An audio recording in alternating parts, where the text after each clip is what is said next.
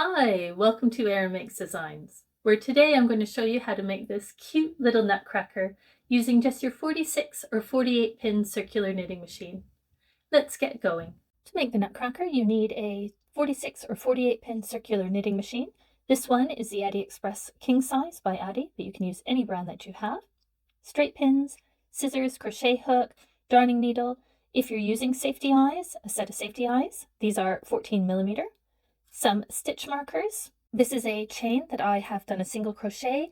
It measures about 15.5 inches, 39.5 centimeters for the detail here. If you don't know how to crochet a chain like this, you can just braid yourself one or buy yourself some cord from the craft store. A lot of waste yarn, some filling, and then a selection of yarn for the different sections of the nutcracker. You'll need to have a color for your boots, your bottom, your top, the detailing, and for the head.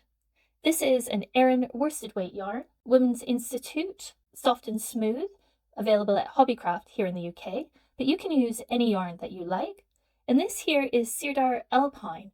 I've used this for the moustache. Now, I didn't go out and get this specially for it, I just happen to have this really wonderful yarn in my stash.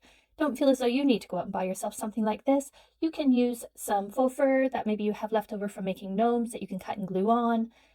Just have a look to see what you have that might work. Before we get going with doing the work on the machine, I'm just going to show you what it is we're making. We are making 2 tubes today, one for the body of our nutcracker, and then a second tube for our hat. The body is made, for those of you who don't need to see work on the machine, the body is made with a basic cast on, knitting 16 rows, changing to your trim color, which is 2 rows, then change to your top, which is 8 rows, change again to your bottoms, which is 5 rows, change to your boots, which would be 20 rows. Seems like a lot, but we are going to be turning this tube into itself like we would with a hat. So we're only going to see half of the boots on the outside of our machine. Then we're going to change back to our top. I'm not going to bother with changing back to my bottom color. So change to your top, and that's going to be 13 rows. And then finally, another 16 rows for the head, which will give you 80 rows in total. The hat is made with a basic cast on, knit 20 rows, and then you are going to do a waste yarn cast off. For those of you who don't need to see the work done on the machine, you can pause the video here, make up your tubes, and then use the red sliding bar at the bottom of the video there to jump ahead to the construction of the body. The rest of you who want to see some work done on the machine, I'm not going to be knitting the entire tube today, but I will show you how to cast on, how to do color changes, how to tie your color change tails, and how to cast off. I'm going to do this video a little bit different today. As you saw before, this is a very long tube with a number of color changes on it, and it can make for a very long video if I show everything on the machine. So what I'm going to do today is I'm going to show you how to do a basic cast on, how to change to a different color, how to tie off the tails for that, and then I'm going to set you free to go ahead and knit the entire tube, and then we'll join back here where we're going to do just a basic cast off. When I say basic cast on and basic cast off, that's just the normal one where the tops will cinch, just like we do when we're making a hat. So to begin with, we're going to cast on in our skin color. I'm going to use this one, trying to use up as much of my yarn stash. To cast on, you place your tail underneath your first pin, and then you're going to move in front and behind every single pin until you get all the way around. You don't need to watch me do that. I'll see you back here when you are ready to begin the knitting of our skin colors. Okay, now that I'm all the way back around, I'm going to take my yarn and place it into the yarn feeder. The head of our nutcracker is 16 rows, and so we're now going to knit 16 rows. Now, I always make sure that I reset my yarn counter, and then I'm going to knit 16 rows in the skin color. You don't need to watch me do this. I'll see you back here when you have 16 rows on your machine and you are ready to change to your trim, which in my case is the gold. We have 16 rows on our machine for our skin color, and we're going to do a quick color change. To do that, cut your working yarn, bring it and place it inside the machine. It is underneath your last pin. Take the yarn that you're going to change to. In this case, I'm changing to gold because that is the color I've chosen for my trim. Place it underneath the first pin, and then you're set to go. We're going to do 2 rows in gold, which will mean we'll have 18 rows on our machine in total. We're ready to do a quick color change now. and I'm changing to the color of my top. For this one, I've decided to go with a denim color for the top. Just again, the same as last time, I'm placing the new color underneath the first pin, and I'm going to knit a total of 8 rows, which will mean that we will have 26 rows on the machine in total. Now, before I finish off that last row of my top color in this denim, I'm going to quickly tie off my color change tails. So I'm going to show you how to do this here so that you can do it when you're doing the rest of your tube. Some of you might like to tie off your color changes after your tube is off the machine, and that is fine, but I prefer to do mine on the machine if I can. To do that, I grab the tails that go together, I give them a nice little pull, and what I'm trying to do is to make sure that the tail, what I'm pulling, it's yarn, is about the same length as all of the ones above and below it, the stitches. And then I tie myself a nice double knot. When I have tails that are close together like this, like I do with this gold and the blue and this cream, I like to start with the top tails and work my way down. And so I'm just going to quickly tie these ones off. I like to tie them in a double knot, make sure they're secure. And then when I cut them, don't cut them too short. If you cut them really short, then it's likely they're going to pop out of your work. But if you give them a bit of length, then they're going to get caught up with all of the filling inside your toy and are unlikely to pop through. Right, I'm going to finish off now knitting this blue, which was 8 rows for the top, which would bring me to 26 on the machine. And then I'm going to carry on knitting the rest. And here are the row counts. So we started off with 16 for the skin, changed 2 for the gold, or your trim color. Then we had 8 for the top. Then I'm going to change to my bottom color, which in this case is going to be this lovely teal. I will knit 5 for the bottoms, 5 rows for the bottoms. I will then change to the color for my boots, which I'm going to use this lovely light brown, and I am going to knit 20 rows in total for the boots. And then I'm going to swap back to the color of my top. Not going to swap back to the bottom color, I'm going to swap back to the top, which will be 13 rows. And then I will finish off with 16 rows for the skin. What I suggest you do now is you pause the video here so that you can see all of the row counts that I have up on the screen. You go ahead and finish knitting your tube, and then I will come back and meet you here when we are ready to cast off. Oh, right, that is 80 rows done. So I'm just going to take myself a generous tail, cut that, and I am going to do a basic cast off. So take your tail and put it onto a darning needle and take your yarn out of your yarn feeder. And then what I like to do is I crank almost all the way around. Careful to stop though, so that you don't get so close that your live stitches pop off the machine. And then what I do is I just go around and I pick up 1 stitch at a time in the beginning until I get enough stitches off the machine that the tension has become looser, and it'll make it easier for me to pick up multiple stitches at a time. I don't have time to be picking up 1 at a time.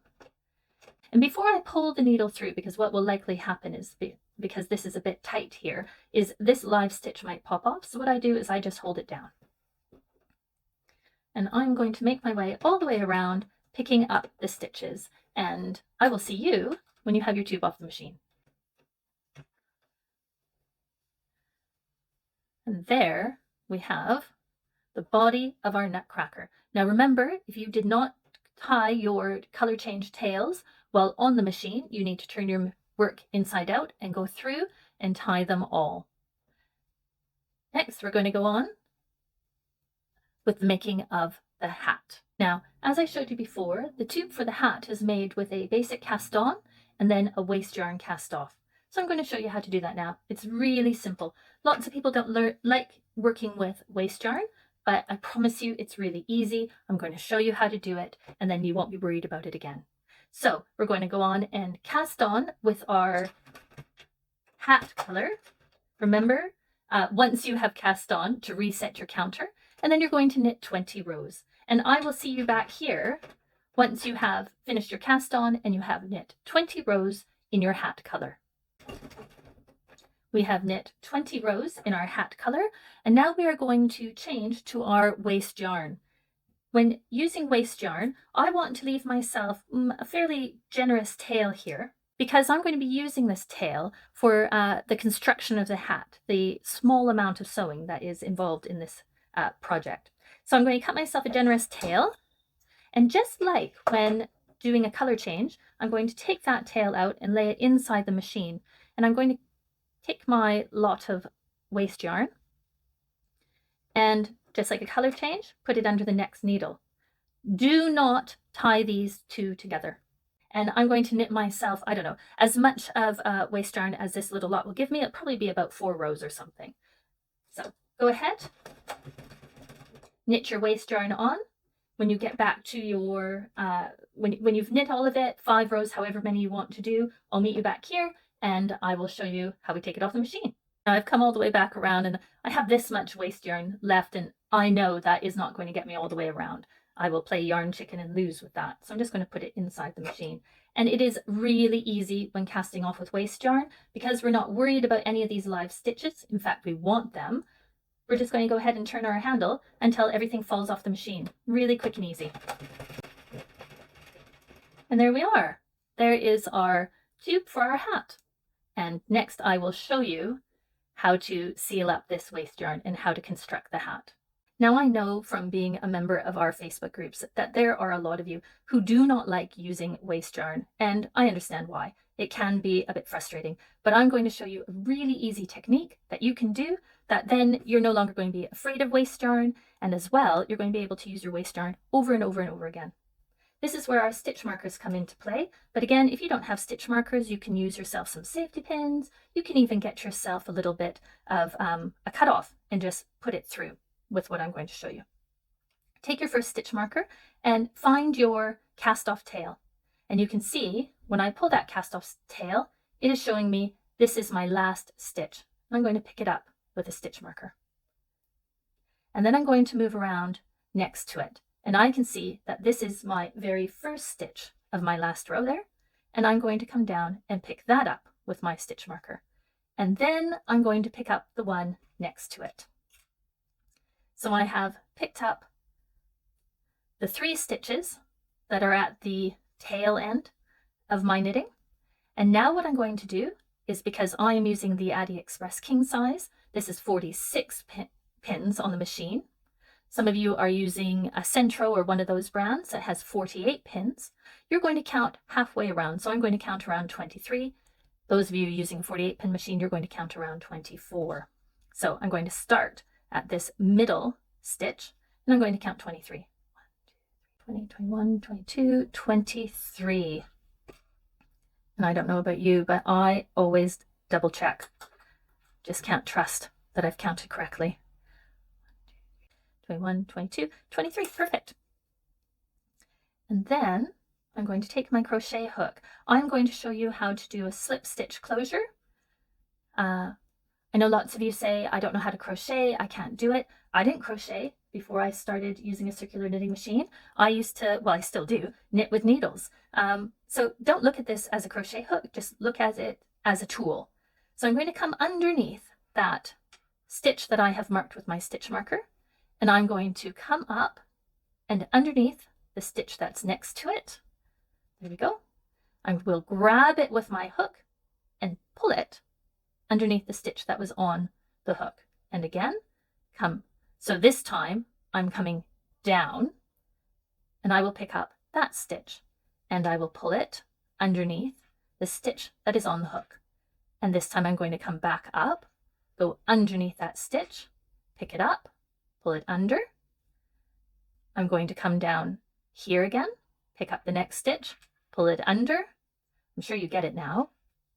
We will go back and forth, going top, then back down, picking up, pulling it under, all the way until we get to the end here. You don't need to see me do this. I'll see you when we're ready to pick up those very last few stitches, and you will see then why I had us put these stitch markers on. Those of you who are familiar with using waste yarn, when we get to these very last few stitches, they start to pull tight because of course we're pulling the work as we go.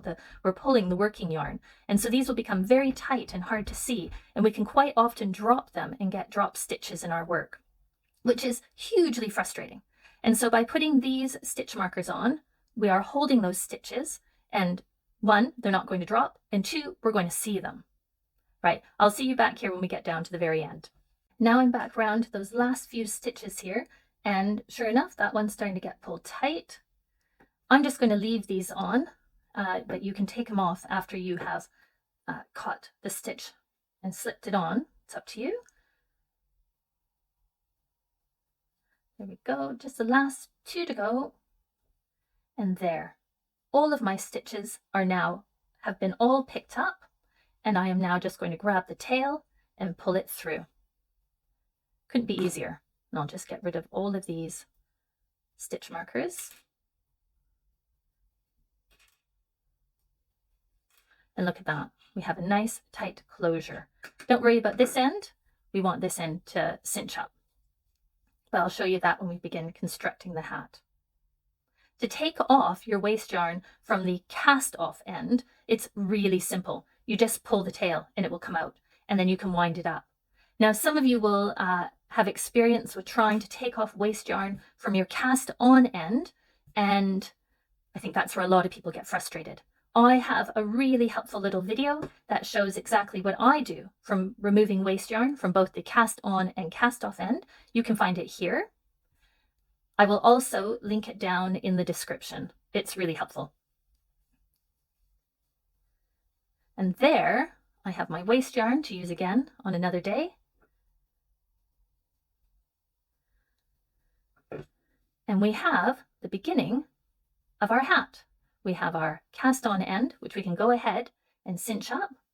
And we have our cast off end, which has a really nice straight cast off, which will make it easy for sewing onto our head. And now I'm going to show you how to construct our hat.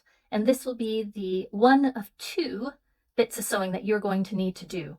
Please do not get intimidated by the sewing. I will show you step by step, and by the time you finish this video, you are going to feel skilled and ready to take on any kind of sewing that you might need to do for making these wonderful dolls. First, I want to seal this top end to close it.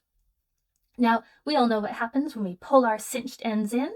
We never really get a tight closure at the top. And I'm going to show you right now how to get yourself a nice tight closure. Those of you who are used to my videos, you know exactly what I'm going to do. You can go ahead and do it. But for those of you that are new, this is what we do.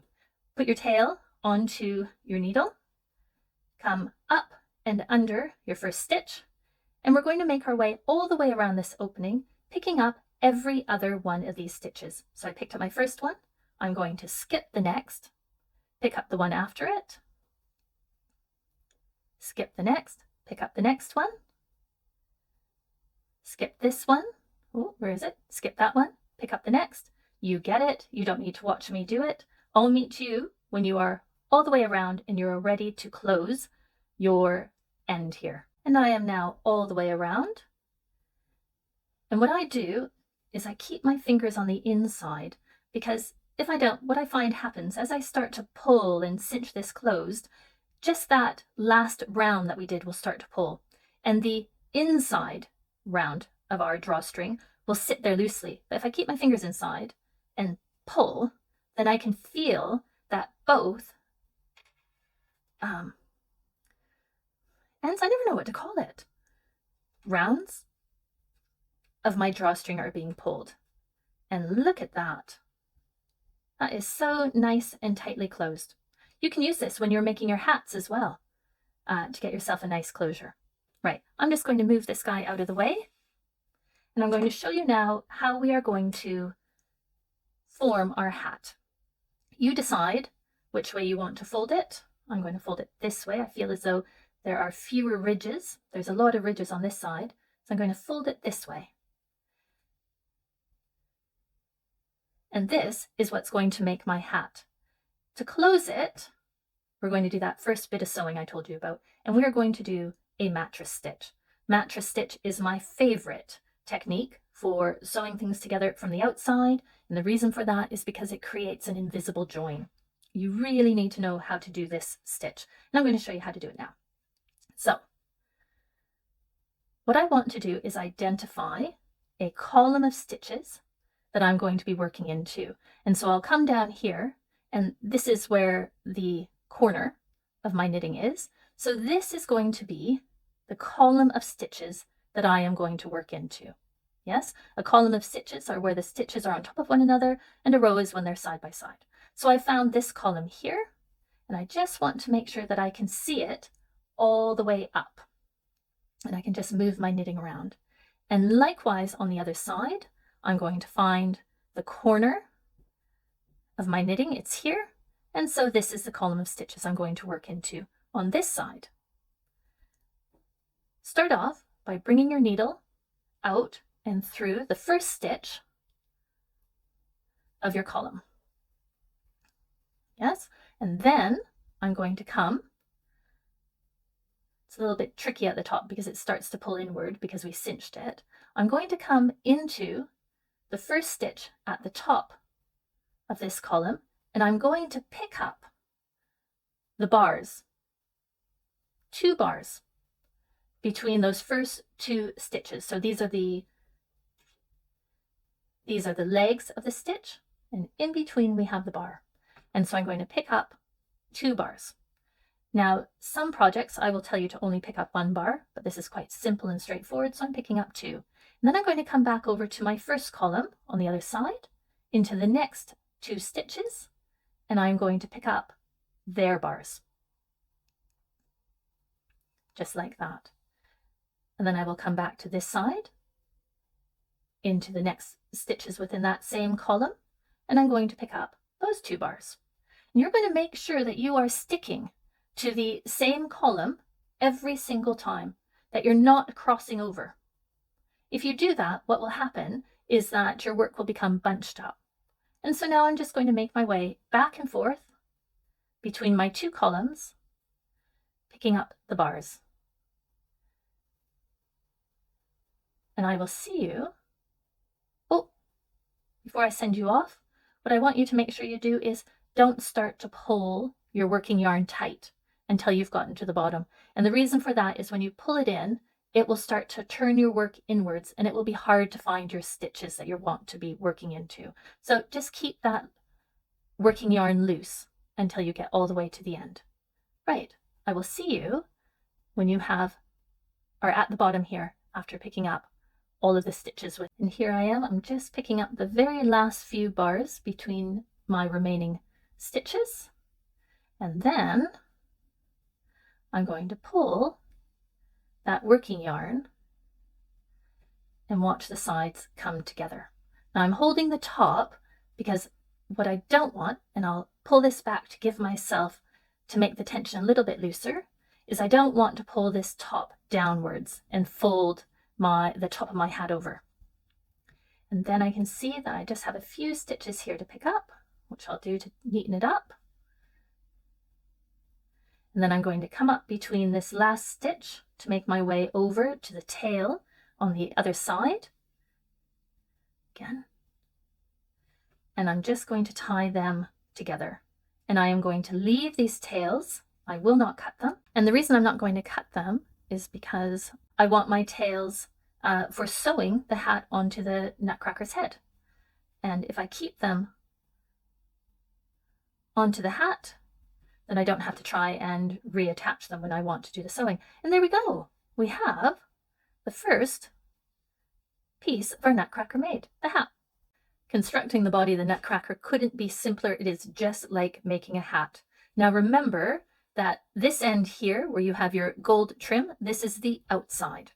And so what you're going to do is you're going to grab the tail of your cast off end, pull it through your tube, and then you are going to, oh, got stuck.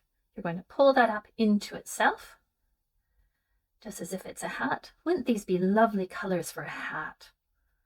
I just think they look beautiful. They look like a beach.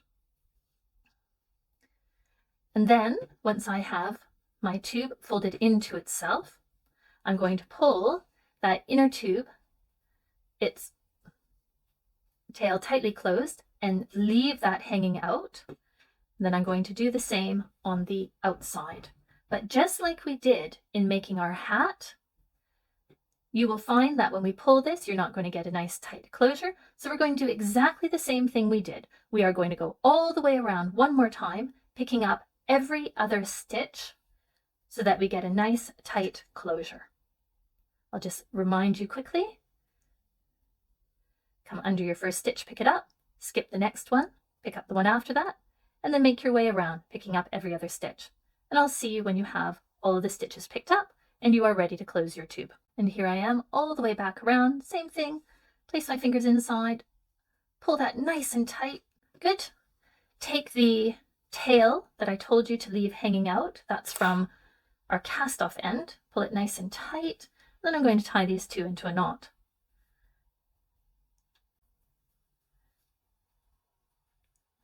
And then I'm going to put these tails back onto my needle and pull these tails back in just like we would when making a hat. However, I don't need to worry about hiding my tails in between the layers because this isn't going to be open, this is going to be filled up and closed off. So I can bring my tails right out into the center of the hat.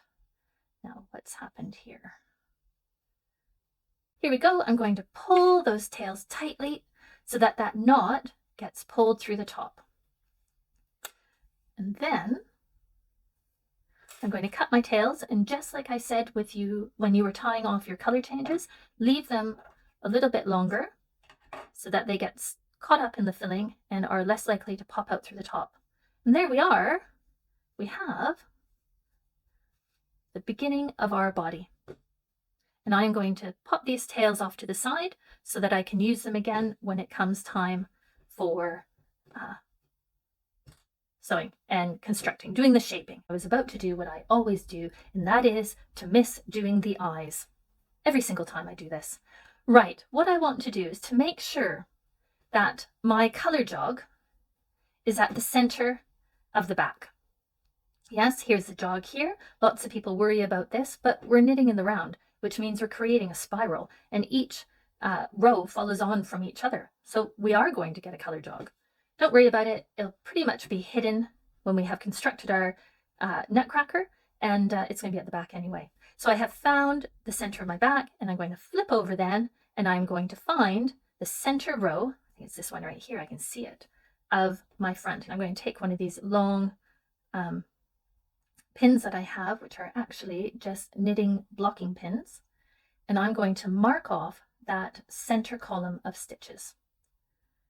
And the reason I want to do that is because that's going to help me when I am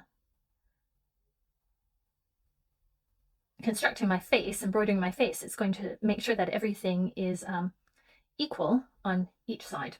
Right, what am I saying? I'm forgetting words. That our face is symmetrical. Right, I have marked off my center column, forgetting words, and I want to, from that center column, I want to count out 2 columns. 1, 2. There it is there. I just mark that with my darning needle. And from the bottom here, I'm going to count up 7 stitches. 1, 2, 6, 7. And it is through that stitch there where I will be placing my eye. And I'm just going to come to the back and make sure that it's not getting snagged, that it's coming through nicely. Good. I'm not going to put my backing on yet though. I am going to now do the same on the other side. 1, 2. I know which column I'm working into, and I'm going to count up 7 stitches again. 1, 2, 3, 4, 5, 6, 7. And put that through there. Same thing, make sure I'm coming through nicely at the back. Good. Take this pin and get it out of my way. And I am going to make sure that my eyes are sitting in the same row. Yes, they are. I like the placement of them. And now I will flip over and put them on the back. Now, I don't do anything like melting the back of my eyes or anything like that. This Nutcracker that I'm making is not going to be given to a young child. You, of course, make your judgment call with what you are making. There we go. And now my eyes are in. And this is where I can now go ahead and fill my tube. When using polyfill, what I like to do before I put it into my tube is I like to tease it apart a bit. This makes sure I get rid of any kind of little bumps, and it also bulks it out. So I'm going to start filling my tube, pressing it firmly, the polyfill firmly down into the top, because I'm trying to get rid of as many of those ridges as I can, They will, for the most part, be hidden under our hat, but I think it's just nice to get rid of as much as you can. So I'm going to fill this all.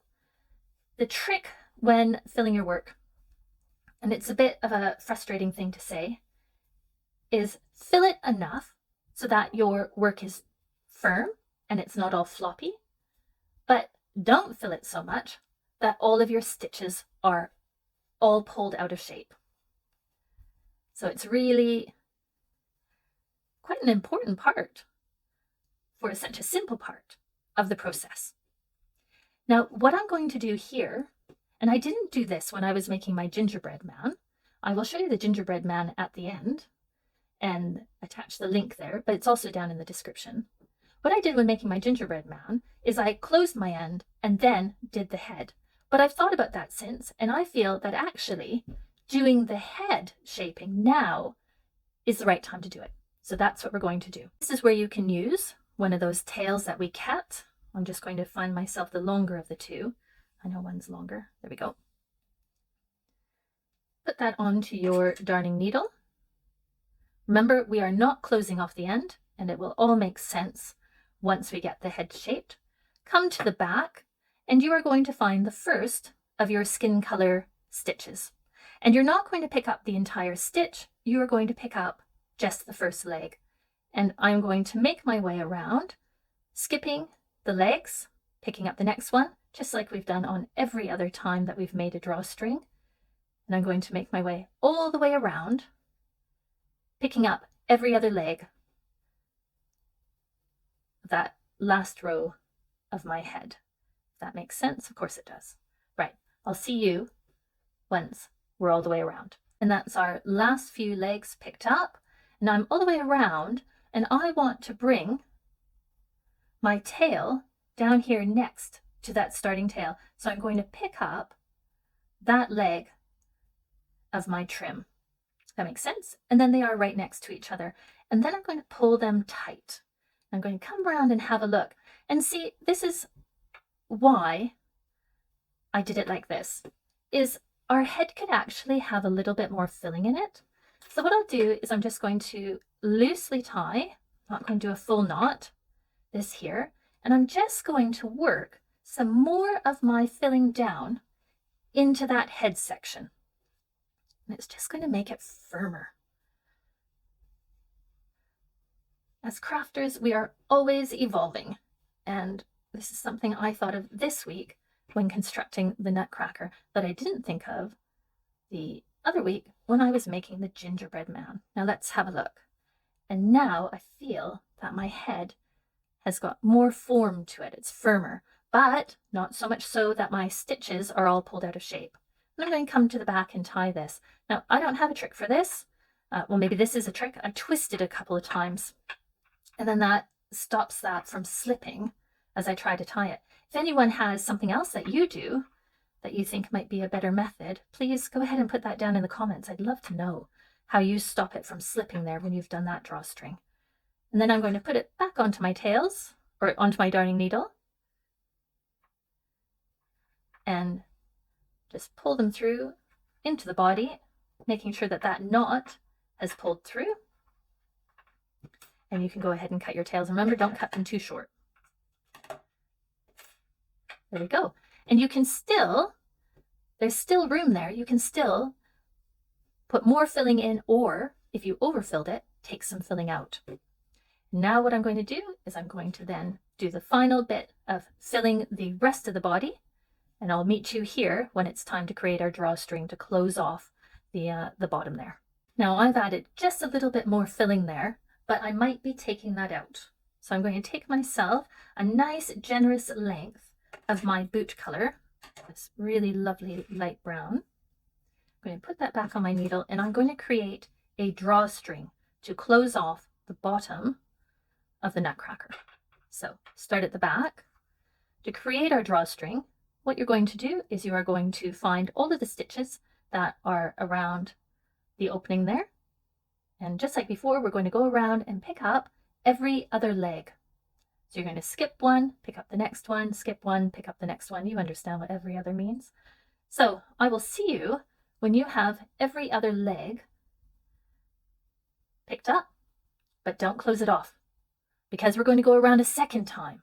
And on that second time around, you are going to pick up every other one of these. Some of you will know exactly what I'm talking about, so go ahead and do that.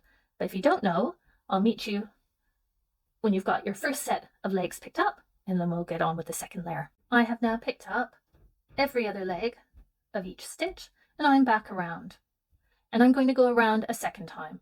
And this time I'm going to do the same thing. I'm going to pick up every other one of these stitches that we just picked up. So I'll pick up the first one, skip that next one, pick up this one, skip that. Same thing as we've done several times on today. So you go ahead, I'll meet you all the way around here, but don't close it off, because we're going to check to see if we're happy with the amount of filling that we have. And we are just at the end of picking up the very last few stitches.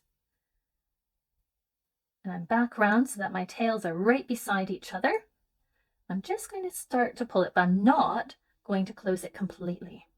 And the reason for that is I want to check to make sure that I'm happy with the amount of filling I have in here. Because remember, we're going to be doing some shaping. We're going to be squeezing in the legs. We're going to be squeezing in the arms. And as I do that, it's going to start putting even more tension on my stitches. And you can see here, they've started to pull out of shape. I really don't want that to happen. So I'm going to take a little bit of my filling out. Up it down a bit. Now let's see how that is. And I think that's much better. So I'm going to be happy with that. But what I want to do is I want to evenly spread that filling out so that I don't have it all down here in the top and my boots start to look a little bit floppy. So I've spread it around. Okay, and just like before, we're going to pull both ends nice and tight, tie a knot, but do not cut your tails. We are going to use them for shaping our legs.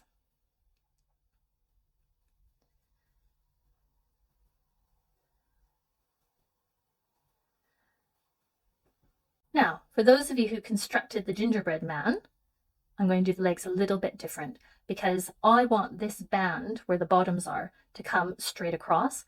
The way I constructed the gingerbread man, it would pull it down a little bit, and I don't really like that look. What I'm going to do is I'm going to take one of my pins and I'm going to find that center column of stitches that came down between my eyes, and I'm going to try and follow it all the way down, twist it a bit. There we go. And I'm going to mark the center of my body.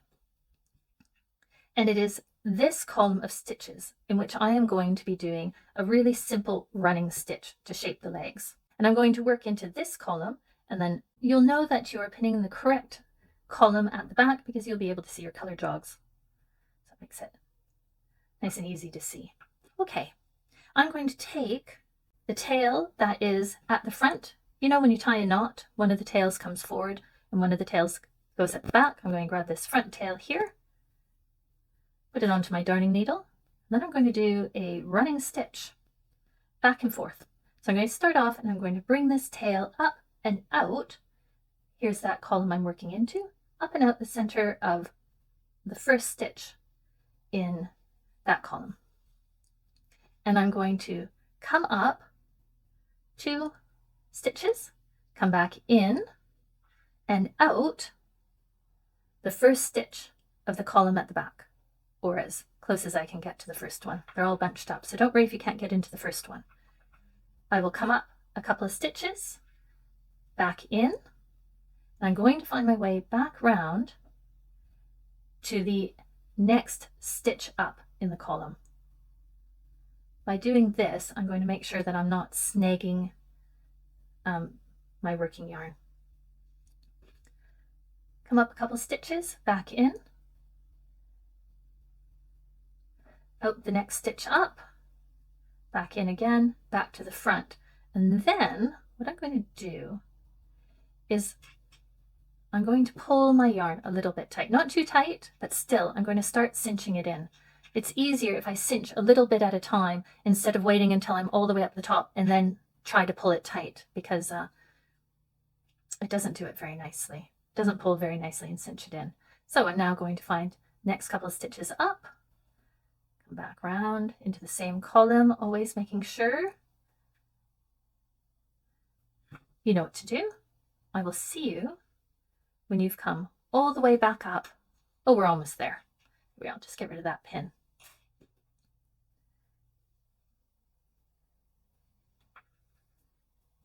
And I am now at the back all the way up, and I don't want to work into this dark blue, the top, the stitch of my top. So I'm just going to come into that very last stitch of my bottoms, come back round to my front, and the same thing on the front. I'm only going to go into that very last stitch there, bring it out at the back,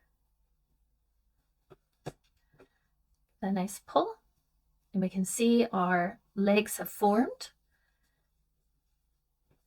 And then what I want to do with this working yarn is I want to bring it back in, making sure I'm not going through the same stitch. I'm going to go through the next stitch, and I'm going to bring it all the way down, making sure to stay inside the work to meet up with this tail that I left at the bottom.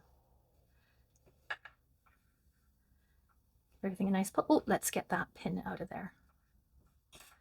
Let's have a look. Am I happy? Yes. Said it before, I feel like it looks like a little squid at this point. I'm going to tie these tails together, tie a secure knot, and then I'm going to hide them in the work, as always. Now, some of you might know that I have an email list. You can find its link in the description. And if you come over and sign up to my email list, I will send you every week, every other week, depending on how busy I am, an email with a link to my latest video, to any downloadable PDFs that I might have made to go with that video. I will give you updates as to what's coming next. And I will share with you occasionally discount codes to my paid patterns in my Etsy shop, Aran Makes Designs. And I will link that in the description as well, because maybe you'd like to support me and have a look at some of my paid patterns. It's all right if you can't, but that's there. And there we go. Now we're ready to move on to shaping the arms. We are going to construct the arms, shape the arms in the exact same way as we did our legs.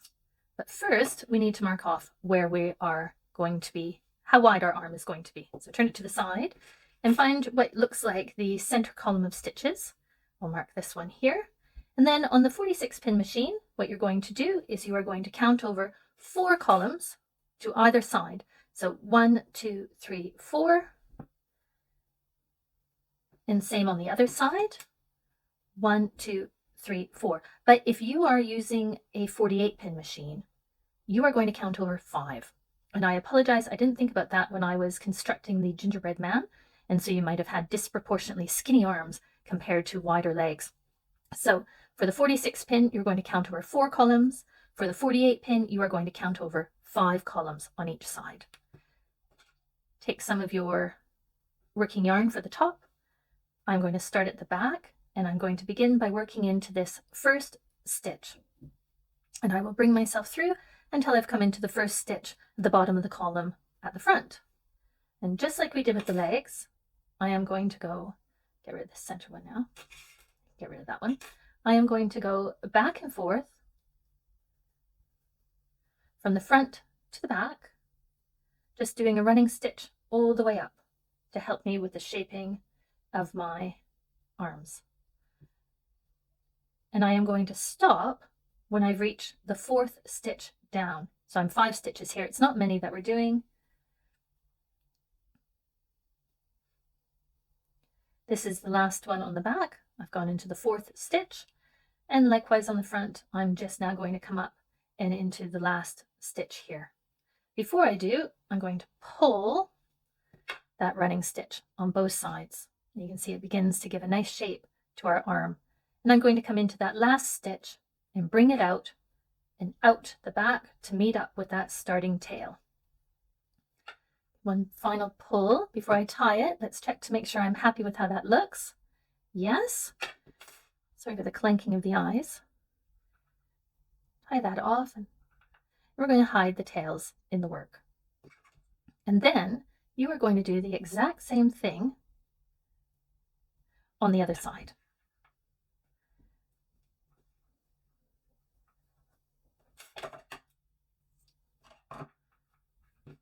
Just remind you what that is. You're going to come, find your center column of stitches. That looks like it here.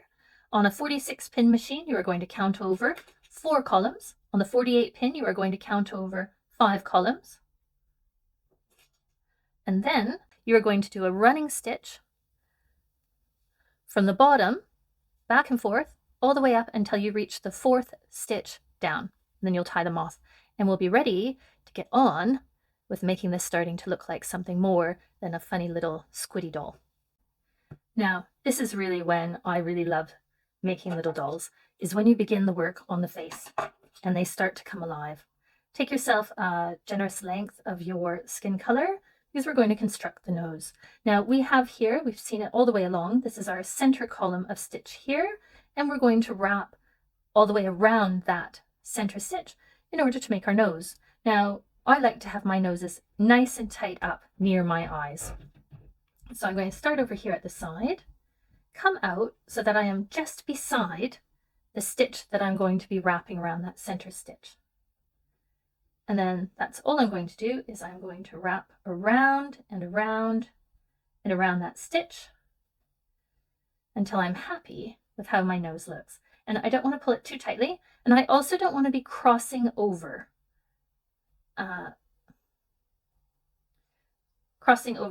the yarn, so that the pieces of my nose are going just straight across. I can cross over in behind like I'm doing now and coming out at the top there. And every so often I'm going to check, and I'm just going to pull my stitches to make sure that they are even throughout. And that's 4 and 5.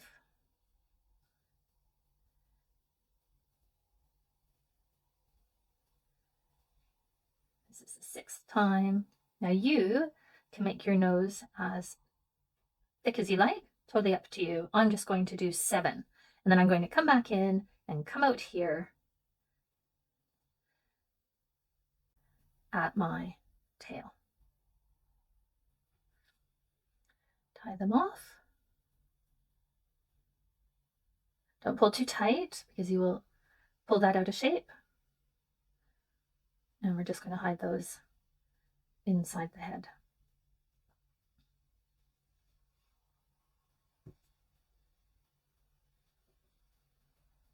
Be careful as you pull it through. If you pull really firmly here, you can pull your nose out of shape.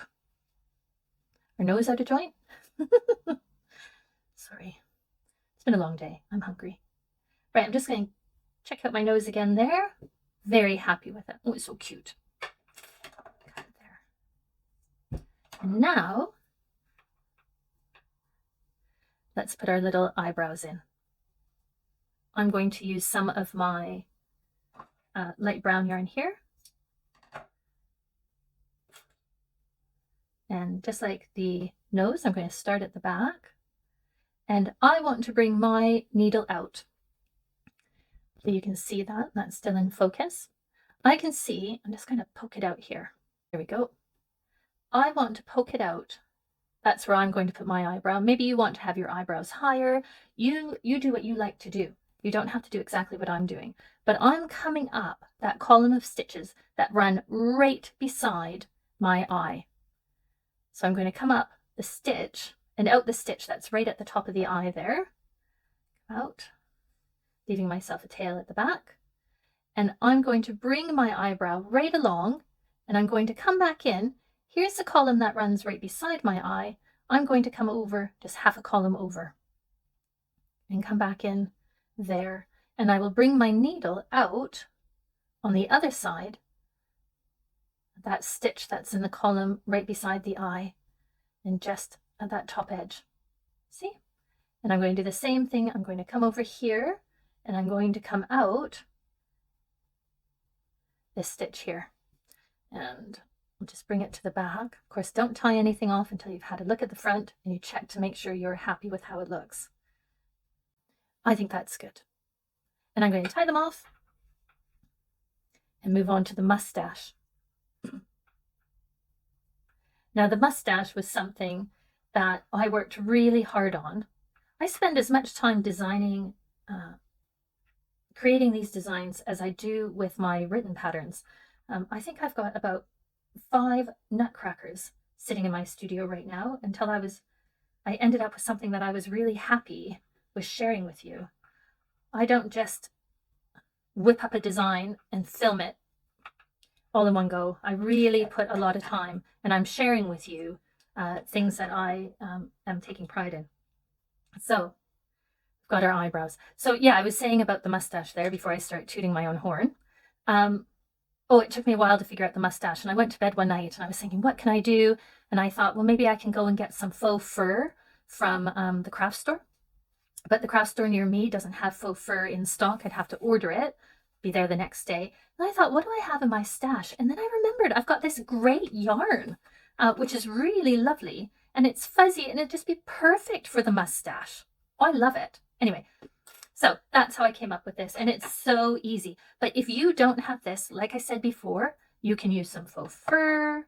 You don't have to use this yarn. You can use whatever you have and create your mustache the way you want. So I'm just going to put it on. And this is really, really easy.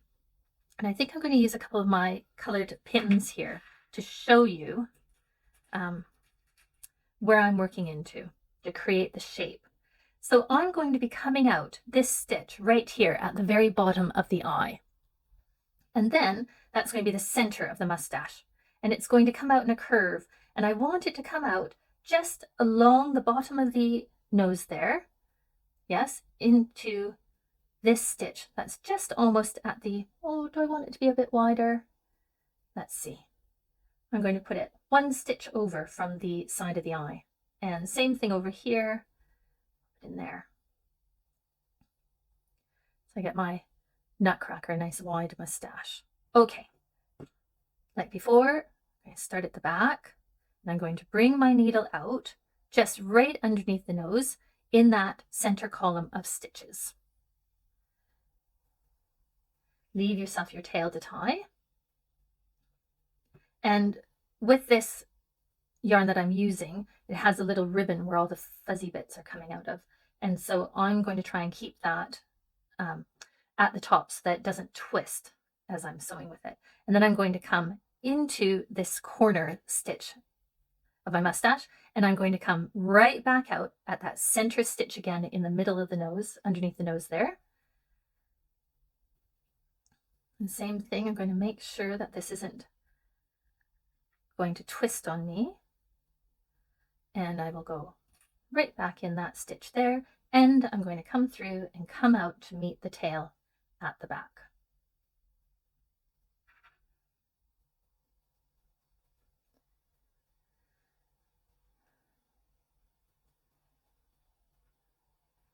Pull out my face so it's not getting all distorted, and I'm just going to work this yarn a little bit.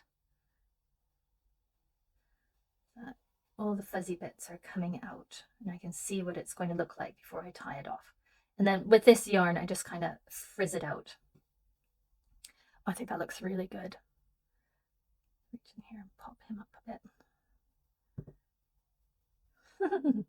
Oh, I wish I had a different color of this. It does come in other colors. This is just its Alpine. It's really lovely. I haven't tried it in the machine yet. I think I bought it thinking I might design a project using it, and I just haven't gone around to that yet. But hey, it's now a mustache.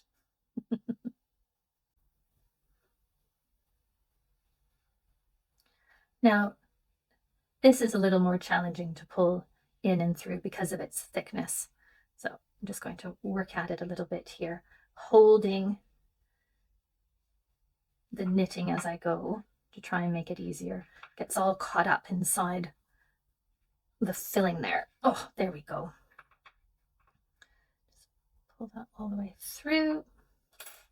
Okay. Come back. What I want to do is make sure that I'm happy with how his mustache is looking. I am. You can see that. I'll just pull and cut those tails. What's really nice is it doesn't really, it's just that little bit at the end that sheds off. It's really a nice quality, this. If you're looking to get something, I really recommend it. It's that Sirdar Alpine. But again, try and use what you've got at home. Okay, now I do recall that I said we were going to be working doing the duplicate stitch around the wrist, and I charged ahead and did the face. So let's do that now. I'm going to be doing my duplicate and my duplicate stitch, the detail around the wrists of my Nutcracker in the same that I have done this neck detail there. So I'm going to cut myself a bit of yarn, put it onto my needle. Duplicate stitch is an excellent way of adding some detail after the knitting. And if we were to do the duplicate stitch, I'll just show you here on this one. If we were to do the this gold row, this detailing here, if we were to do it on the machine, it would go all the way across, just like here. And I don't want it to, I just want it to be at the wrist. And that's why we're doing duplicate stitch. Those of you who know how to do duplicate stitch, who may have made my gingerbread man, you can go ahead and go all the way around the wrist there. But those of you who are new to it, I'm going to show you what to do now. So I'm going to come to the back and I'll say this is it's a little bit challenging to see here because it's all bunching up. It's all gathered up where we shaped our arm, but I'll do my best. What I'm going to do is it's this stitch here that I want to be gold. Yes, all the way along here. I want all of these to be gold. And so I'm going to bring my darning needle up and out the stitch just below, out the center of the stitch, just below the one I want to be gold. So I come up and out. Leave yourself a tail. And then I'm going to come up and around through the two legs of the stitch above. This is a stitch that's going to be gold, so I'm coming through both legs of the stitch above. You can see here how that one leg is now gold, and I will come back and back in through the center of the stitch underneath and come out to the stitch beside it. So through the center of the stitch below the one that I want to be gold. Don't pull them too tightly. If you do that, you will see the original stitch underneath. So keep them a little bit loose. Now that I'm through the center of the stitch below, I'm going to come to the stitch above the one I want to be gold, go through both legs. That's going to get caught a few times. Come back in through the stitch below, come over to the next stitch over and out. I think you can see how it works. See, I now have gold stitches. And I'm going to make my way all the way across until that entire row at the bottom of my arm, the sleeve of my Nutcracker, is gold.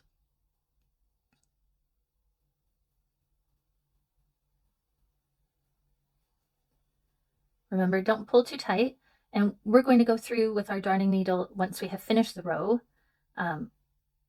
giving each little stitch that we've created a bit of a tug to firm them up and to make sure that everything looks uniform.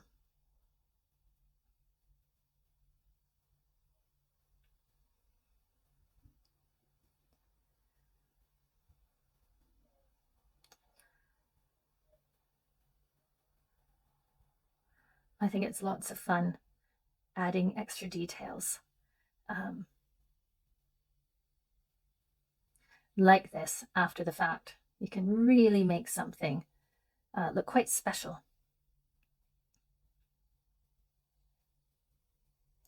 Now I'm going to see if I can get into that very last stitch there that's tucked all the way inside that shaping.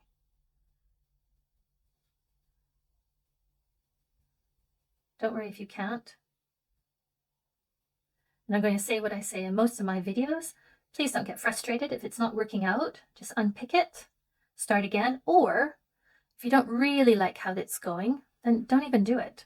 Do you know what? I don't like having it in that center one there. I feel like it makes it doesn't look like it belongs. So this is going to be the last stitch in that little bit of detail at the wrist there. I'm going to come out to meet up with the tail, and before I tie it off, what I want to do is to give everything a little bit of a pull, not too firmly, but I just want to tidy up these stitches so that they don't look loose and sloppy.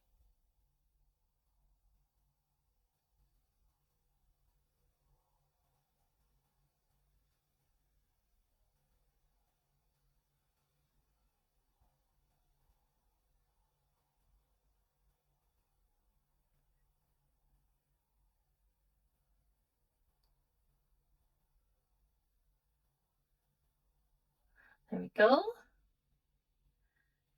Have a look to see if I'm happy with that. Yes, and then I'll just tie them off, just the same as always, hide them inside the body of the Nutcracker. Now you go ahead and get on with doing your duplicate stitch, and I will see you when you have both arms done and you are ready to finish off the hat. Now it is time to construct and to sew on our hat. What you're going to do is you're going to get yourself some filling and fill up your hat so that it's nice and firm, but as always, not so much that you are pulling your stitches out of shape. You want it in there evenly so you get a nice shape to your hat, and try and smooth down those ridges at the top as you are filling it. Just a little bit more, I think. I think that's good. Do that. And now we are going to sew our hat to our top of our head. And I am going to show you how to do that, and it's going to be so easy, and I don't want anyone to worry about the sewing whatsoever. It is the easiest thing, and I will show you step by step, and then you'll feel confident with your sewing. Right, you're going to place your hat onto the top of your head, obviously, and take yourself one of your pins, and you're going to pin it in line with the stitches where you want the top of your hat to be. So I am 3 stitches above my eye there, but you can bring your hat down as low as you like. So now that I know that I want to be sewing my hat about 3 stitches up, I'm going to now go around and I'm going to mark, working my way around the head, the stitches in the row, because it's going to come around the head like that.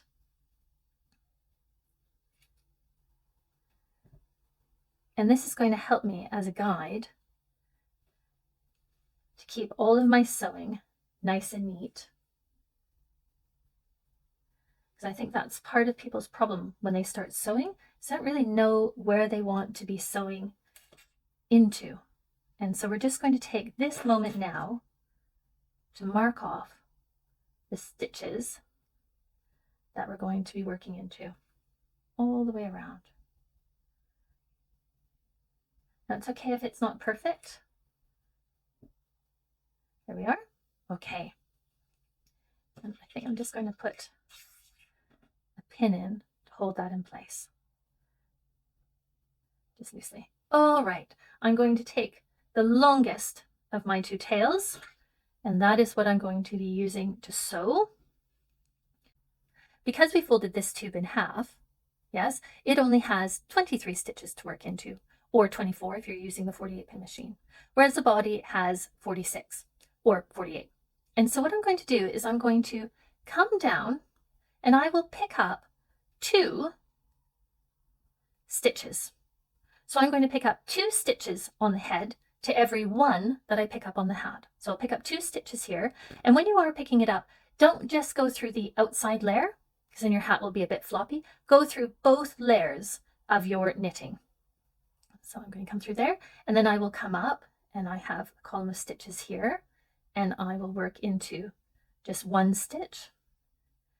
And then I will come down and go right back into that stitch that I just came out of. Pick up the next 2 stitches. Pick up the legs of the next stitch on the hat. 2 stitches on the head. I can take these pins out as I go, and I can take out this big pin. 1 stitch on the hat. This point, I'm going to give these a little bit of a pull. Yes. Come down, 2 stitches on the head, 1 stitch on the hat. And you are going to make your way all the way around, pulling as you go. 2 stitches on the head, 1 stitch on the hat. And I will see you when you're all the way around the other side and we're ready to tie off. And that's it. Sewing is easy. You just need to prepare yourself. And if it starts to go wrong, please, please, please don't get upset. Just unpick it, have a little break, start again. This is supposed to be fun. Okay, I'll see you when you're all the way around. I'm just working into my very last few stitches, and I'm going to tell you, I had to unpick. I went a little bit wrong. That was all right. Just unpicked it a bit and then carried on. So if you had to start over, don't worry. You're in good company. Just going to come up. I really love this Nutcracker design. And it's just so easy to make. And to think, by manipulating our tubes, by just folding them in half, it can all be made on just the one machine. Now I'm just going to have a look around. Look at that. I just love them. I love them so much. Right, I'm going to bring my tails together. So I'm just going to come down and go through the last few stitches on the head. Tie our tails in a nice secure knot. And hide them up here in my head. And I can't believe it, but I think we are now just on to the very last stage of our Nutcracker, and that is just attaching that braid to the top of the hat, just like this. Now, this is where we are going to decorate the hat of our Nutcracker, but I want to show you, this is the one that we are copying today, where we're going to be using this braided cord to decorate the top. But I have another design that I also did. Quite love this one, but I want to show you this one because it's my favorite of the two. I've embroidered a little star on it here, and I just glued a pom-pom onto the top. If you are interested in making yourself one of these designs where you have a little star on here, you could even cover the entire hat with stars, you can find a quick little tutorial here on how to embroider yourself a star. Now let's get on with getting this braid attached. It's the last bit of our design. So this braid is one that I made ahead of time, just doing a single crochet chain is what I've made here. Apologies for that. I'm not a crocheter. I do my very best with the terminology for crochet. If you aren't comfortable with making one of these, what you could do is you could just braid yourself one, or you could even just go to the craft store and buy yourself a little chain. Anyway, this one measures about 15.5 inches, 39.5 centimeters, and it's going to be plenty for creating that double chain across the front of his hat. So I'm just going to take it, and again, just eyeballing, pin it in place. 1, 2, 3, 4, 5, 6, 7. That's also 7 down. Let's see. Oh, I think that looks better. And now I have to hope that I've made enough of cord here. You know what I'm talking about. Nothing's ever just simple, straightforward. I hope you found sewing the hat on simple though. And for those of you that might have been intimidated about sewing, are going to go away feeling much better about that. Here we go. I'm happy with that. Get that pinned in. I always think when you are working, just pin as much as you can. Pin everything in place, because then it's much easier just to take a pin out and change what you're doing than it is to start to have to unpick and sew something again. Right, get yourself a length of the yarn that you've used to make your cord. Don't worry about this being too long on this side. I'm going to unpick that. Just come up like that, making sure I'm going through both pieces of the cord. And I'm just going to do a couple of little stitches there. There we go. Okay, I'll just do one more just to make sure that it's secure. And then I'm going to go all the way through, looks a mess there now, to the other side. And I'm going to come up and just come through the bottom, this one, the one I put on first, because now you don't want to pull that too tight, because what you don't want to do is to cinch your hat inwards. And yeah, just going to take these pins out. And this is where you just need to make sure that you get that top bit of the cord to lie flat so it doesn't twist.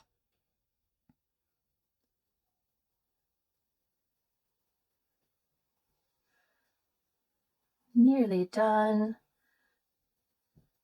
Oh, this feels good. I really love this design. I think it's so much fun. And there's so many opportunities for trying different things, and you can make each one unique. Different colorways, different ways of decorating it. I hope you walk away from it and feel like you have a project where you can make. Look at that. Oh, I love it. Right, just going to bring this through then to meet up with the tail on the other side.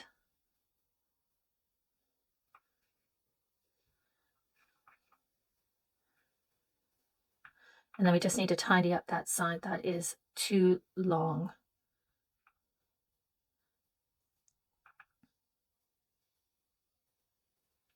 This is going to be my last Christmas in this house. We are moving. It's going to be really strange. At the moment, I live in England. I grew up and spent most of my life in Canada, although we are coming up to it being almost equal. And we're going to, so I've used to, oh, look at that. Doesn't that look great? I am used to having, you know, like winter Christmases, but my husband is from Australia, and that is where we're moving to. So I'm going to be going to summer Christmases. I've had a few of them. We've spent several Christmases in Australia, and it's going to be really, really strange. So maybe some of the designs I share next year might be summer Christmas related. Maybe we'll see a Nutcracker in a pair of shorts or something. Anyway, I'm looking forward to the move. I will miss living here in England. I love it. Now I'm just going to tie those two tails together. I have really loved living here, and I've made some wonderful friends who, if you happen to watch my videos, I'm going to miss you. Here we go. Pop that back in and through, just like every other tail.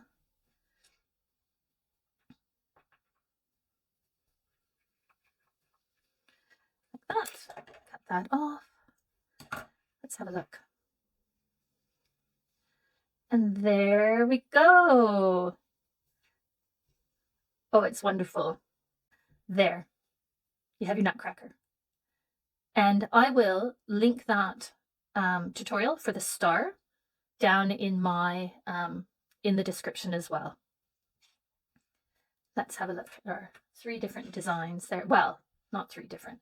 There are my Nutcrackers. Can we see them all in frame? Perfect. And for those of you who are wanting to make yourself one of the gingerbread men, you can find the tutorial for the gingerbread man here in my winter and Christmas playlist, where I will be adding all of my winter and Christmas designs too. I hope you enjoyed that.